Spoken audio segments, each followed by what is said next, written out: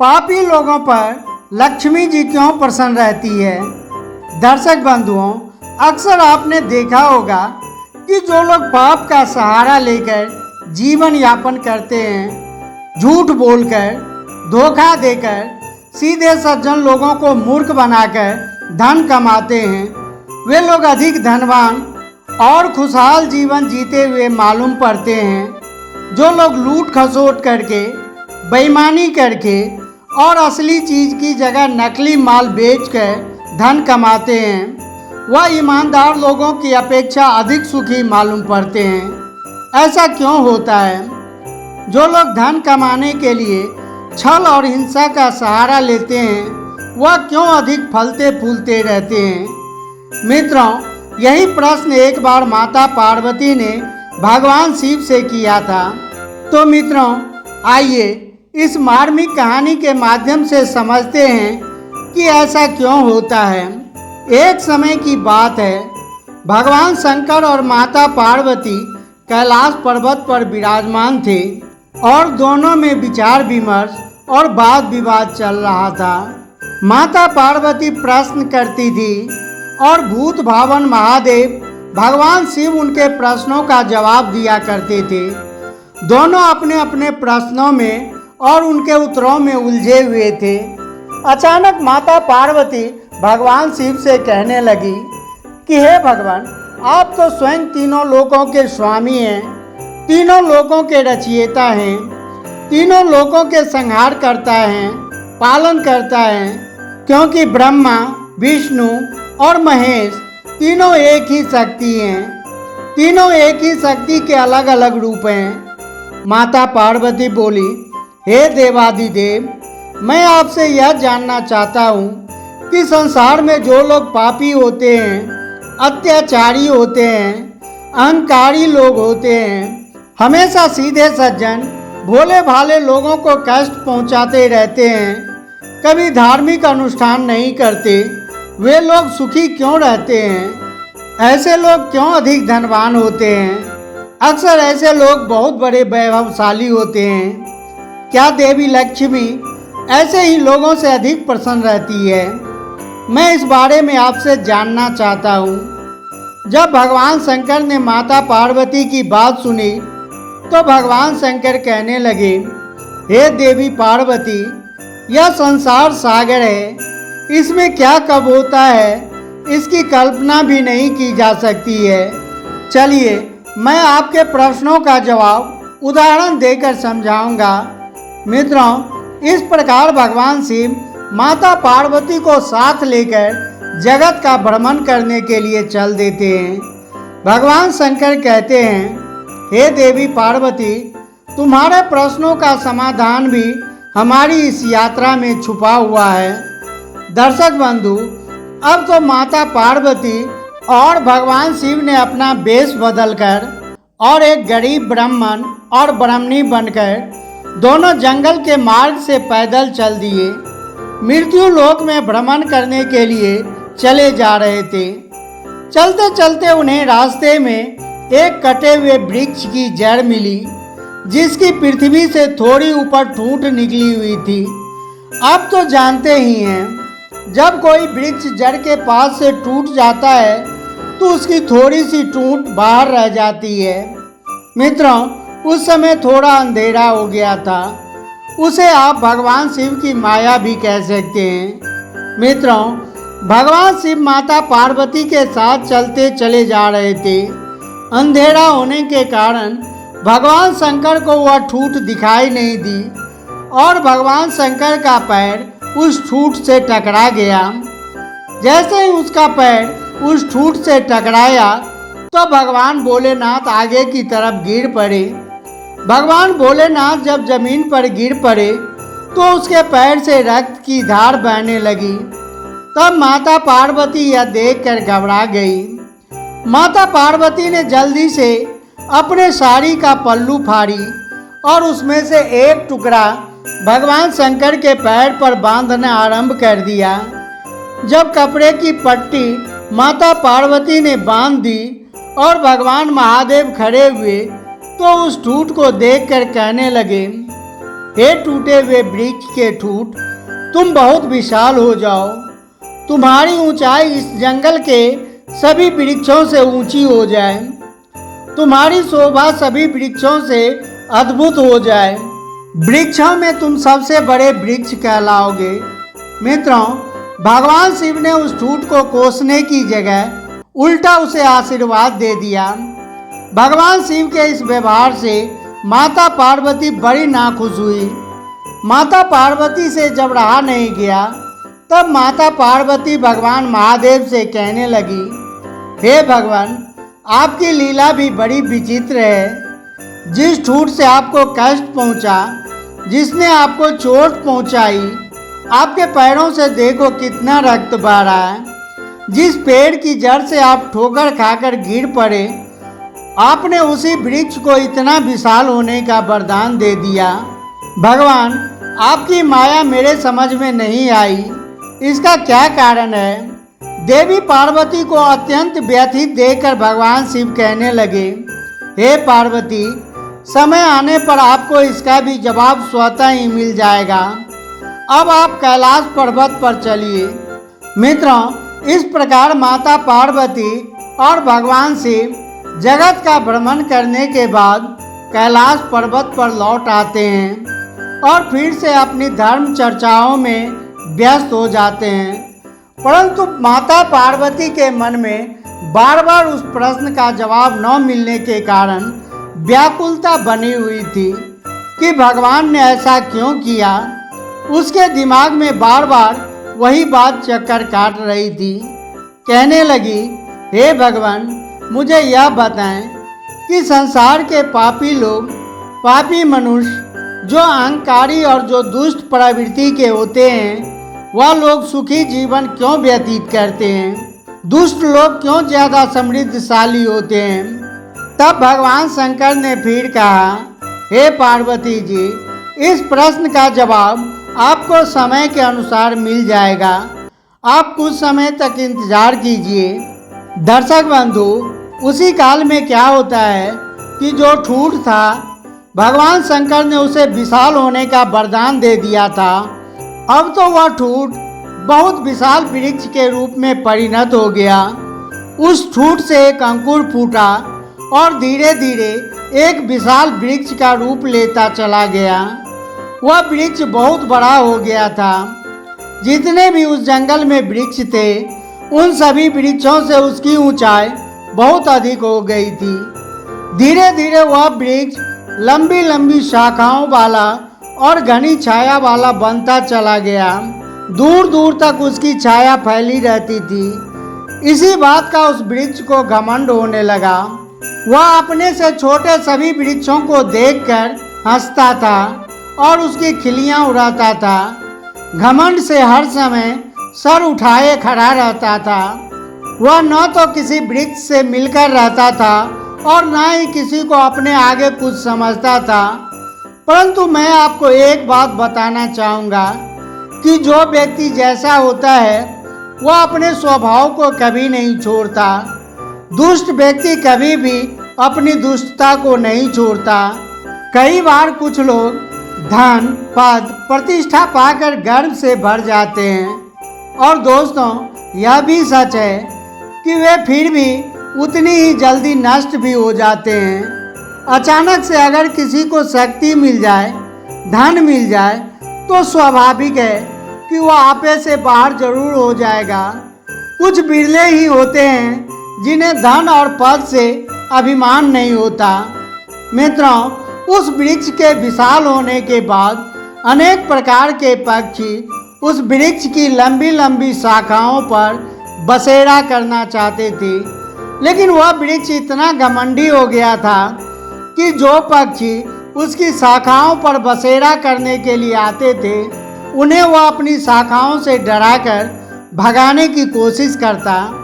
कहता था कि यह पक्षी तो उसकी सारी सुंदरता को नष्ट कर देंगे, मेरे ऊपर घोंसला बनाएंगे, दिन रात मेरे ऊपर बीट करेंगे, इसके रहने से मैं दूषित हो जाऊंगा। मित्रों, उसके मना करने के बाद भी पक्षी उसके ऊपर अपना घोंसला बनाकर रहने लगते हैं। तो वह अपनी उस शाखा को नीचे गिरा देता था और अपने पत्तों को पतझड़ कर देता था। कई बार तो उसने पक्षियों के अंडे और बच्चों को नीचे गिरा दिया। इसी वजह से पक्षी लोग बहुत दुखी हुए। वह मन ही मन उस वृक्ष को कोसने लगे थे। मित्रों, उस दुष्ट वृक्ष की यह करतूत भगवान शंकर भी देख रहे थे। धीरे धीरे जब बसंत ऋतु का आगमन होता है तब वृक्ष पूरी तरह से पतझड़ होकर फिर से नई डालियां, नए पत्ते धारण करता है। आप तो जानते ही हैं कि बसंत ऋतु में वृक्ष कितना सुंदर हो जाता है। वह अपने आप को देख देख कर उसका गर्व 7वें आसमान पर पहुंच गया था, क्योंकि पूरे वन में उस वृक्ष से सुंदर कोई वृक्ष नहीं लग रहा था। क्योंकि भगवान शंकर ने उसे वरदान जो दिया था, उसको विशाल होने का वरदान स्वयं महादेव ही ने तो दिया था। मित्रों, एक दिन की बात है, बहुत तेजी से आंधी आती है। एक भयंकर तूफान आता है। तूफान का वेग इतना प्रबल था कि जंगल के सारे वृक्ष भयभीत होने लगे। लेकिन वह वृक्ष अपने घमंड में चूर खड़ा था, मुस्कुरा रहा था। उस जंगल में जितने भी छोटे वृक्ष थे वह तो बेचारे मिलजुल कर रहा करते थे, और उस जंगल में वह घमंडी पेड़ अकेला खड़ा था। उसे अपने विशाल होने पर बड़ा घमंड था। उसका बड़ा आकार होना ही उसके लिए मुसीबत बन गया था। उस तेज तूफान से वह स्वयं को बचाने में असमर्थ था। मित्रों, वही हुआ। उस तेज आंधी ने उस वृक्ष को जड़ सहित पृथ्वी से उखाड़ कर फेंक दिया। कम से कम 100 क्विंटल मिट्टी उसके जड़ों में लिपट कर ऊपर आ गई। मित्रों, वह पूरा वृक्ष जमीन से करीब 5 फीट गड्ढा खोदता हुआ पृथ्वी पर गिर पड़ा। उसका बड़ा होना ही उसके विनाश का कारण बन गया। वह वृक्ष जमीन से उखड़कर जमीन पर औंधे मुंह गिर पड़ा। मित्रों, इस मार्ग से भगवान शंकर और माता पार्वती फिर से संसार के भ्रमण के लिए चल देते हैं। माता पार्वती को तो भगवान शंकर से अपने प्रश्न का अर्थ जानना था, इसलिए माता पार्वती ने भगवान शंकर से कहा, हे भगवान, मेरी समझ में नहीं आ रहा है कि आप मेरे प्रश्न का जवाब कब देंगे। तब भगवान शंकर कहने लगे कि हे पार्वती, चलो आज हम मृत्यु लोक का भ्रमण करने के लिए चलते हैं। मित्रों, इतना कहकर बातचीत करते हुए शिव और पार्वती जी साथ साथ जंगल के रास्ते से चल पड़ते हैं, जिस रास्ते में वह विशाल वृक्ष जड़ सहित उखड़कर नीचे पड़ा हुआ था। भगवान शंकर और माता पार्वती उसी स्थान पर आ जाते हैं, और जब उस वृक्ष को गिरा हुआ माता पार्वती ने देखा तो भगवान शंकर से कहने लगी कि हे देवाधिदेव, आपकी लीला भी कितनी विचित्र है। देखो, यह कितना सुंदर वृक्ष है, कितना विशाल वृक्ष है। इस वन में इसके मुकाबले का एक भी वृक्ष नहीं है। यह वृक्ष सबसे बड़ा है, सबसे सुंदर है। इसकी छाया कितनी सुंदर होगी, क्योंकि यह सबसे सघन भी है। तूफान ने कितना बुरा किया है इसके साथ, जो इस वृक्ष को जड़ सहित उखाड़ कर पटक दिया। हे भगवान, यह देखो, बेचारा जड़ से ही नष्ट हो गया है। इसका क्या कारण है? हे प्रभु, इस सुंदर वृक्ष को आपने इतनी अल्पायु क्यों दी? इसका क्यों समूल नाश कर दिया? तब भगवान शंकर माता पार्वती से कहने लगी, हे पार्वती, तुम बड़ी ही भोली हो। जरा गौर से देखो, यह वही ठूठ है जो आज से कुछ साल पहले हम भ्रमण करने के लिए आए थे। और आपको ज्ञात होगा कि इस ठूठ से मेरे पैर में ठोकर लगी थी। मेरे पैर से बहुत रक्त बह गया था। मैं पृथ्वी पर गिर पड़ा था। यह वही वृक्ष है, यह वही ठूठ है। परंतु हे पार्वती, मैंने इसे उस समय क्या वरदान दिया था? आपको यह भी ज्ञात है? माता पार्वती बोली, हाँ प्रभु, मुझे अच्छी तरह याद है। आपने इस वृक्ष को विशाल होने का वरदान दिया था। महादेव कहते हैं, हे पार्वती जी, यदि उस समय इस ठूंठ को उखाड़ देता तो मुझे ना जाने कितनी मेहनत करनी पड़ती और ना मैं उसको जड़ से उखाड़ सकता था। उसे जड़ से उखाड़ने के लिए मुझे अथक परिश्रम करना पड़ता, तब कहीं जाकर उस ठूंठ को उखाड़ पाता। वह ठूंठ अत्याचारी और अहंकारी था, इसलिए उसका नाश करना मेरे लिए आवश्यक हो गया था। हे पार्वती जी, मैंने इसलिए उस ठूंठ को विशाल होने का वरदान दिया था। इसलिए मैंने उससे कहा था कि तुम इस जंगल में सबसे बड़े बन जाओ। हे देवी, देखिए यह वृक्ष कितना विशाल हो गया। यह वही ठूंठ है और इन सभी वृक्षों से बड़ा भी हो गया। और जब यह बड़ा हो जाता है तो इसने फिर भी अपना अहंकार नहीं छोड़ा। इसकी अहंकार ने ही इसे इस स्थिति में पहुंचा दिया। यह जंगल के सभी वृक्षों से अपने आप को बड़ा समझने लगा था। पक्षियों को अपने ऊपर बसेरा नहीं करने देता था। यह यात्रियों के लिए छाया करने से पहले अपने पत्तों को झाड़ देता था। इसलिए यह वृक्ष बड़ा अहंकारी था और पापी था। इसने अपने जीवन में कोई भलाई का काम नहीं किया। और याद रखना, जो लोग सिर्फ नाम के बड़े हो जाते हैं, उनसे किसी को कोई सुख नहीं मिलता।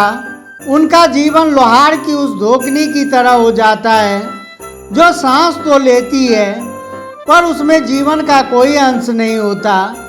जो लोग उस वृक्ष के स्वभाव के होते हैं, जो सिर्फ अपना पेट बड़ा करने में लगे रहते हैं और जो औरों को नीचा दिखाने का काम करते हैं, घमंड के कारण किसी को कुछ नहीं समझते, वह अपने आप को ही देखते हैं, अपने ही शरीर से प्रेम करते हैं जिसके अंदर अकड़ होती है, ऐसे लोगों को उसका ही अहंकार मार देता है। ऐसे लोग अपने इसी विशेषता के कारण मारे जाते हैं। यदि कोई इसी तरह के स्वभाव वाला व्यक्ति बहुत बड़ा धनवान है तो अधिक धन उसे मृत्यु के मुख में पहुंचा देता है। लक्ष्मी भी ऐसे लोगों के पास अधिकतर इसलिए रहती है ताकि उसका सर्वनाश कर सके। आपने देखा होगा कि अधिक धन होने से मनुष्य में कई दोष आ जाते हैं। चींटी जब मरने वाला होता है तो उसके शरीर में पंख उगाते हैं। जमीन पर दिखने वाला चींटी भी आकाश में उड़ने लगता है। वही उड़ान उसको विनाश की ओर ले जाती है। कहते हैं, बड़ा होना तो सरल है पर बड़ा बनकर जीना बहुत कठिन है। भगवान शिव कहते हैं, हे देवी, यह वृक्ष जब ठूंठ के रूप में था तब भी इसमें अकड़ थी। मुझे देखकर भी यह झुका नहीं। जो छोटी सोच वाले लोग होते हैं उसमें बड़ा होने पर भी इसी तरह की अकड़ आ जाती है। वह अपने से बड़े लोगों का सम्मान करना भूल जाते हैं। उसके अंदर नम्रता का भाव नहीं रहता। और याद रखना, जो झुकता नहीं है किसी को झुका नहीं सकता। अकड़ के साथ जो जीता है वह थोड़े समय तक ही जी पाता है। इसे मैं एक और उदाहरण से समझाता हूँ। हे देवी, जिस तरह मुंह के अंदर जीभ और दांत होते हैं, जीभ जब मनुष्य पैदा होता है तब भी होती है और मरता है तब भी होती है, और दांत जन्म होने के काफ़ी दिन बाद आते हैं और मरने से काफ़ी समय पहले उखड़ भी जाते हैं। दोनों में फर्क सिर्फ इतना है कि जीव के अंदर नम्रता का भाव होता है। वह झुकना जानती है, इसलिए उसकी आयु लंबी होती है। और दांतों के अंदर अकड़ होती है, इसलिए वह बाद में आकर भी पहले ही चले जाते हैं। इसी तरह जिन मनुष्यों में अकड़ होती है उनका जीवन भी अति शीघ्र नष्ट हो जाता है। भगवान शिव कहते हैं, हे देवी, इस ठूठ को उखाड़ने में मुझे बिल्कुल भी मेहनत नहीं करनी पड़ी। बड़ी होकर यह खुद ही जड़ सहित उखड़ गई।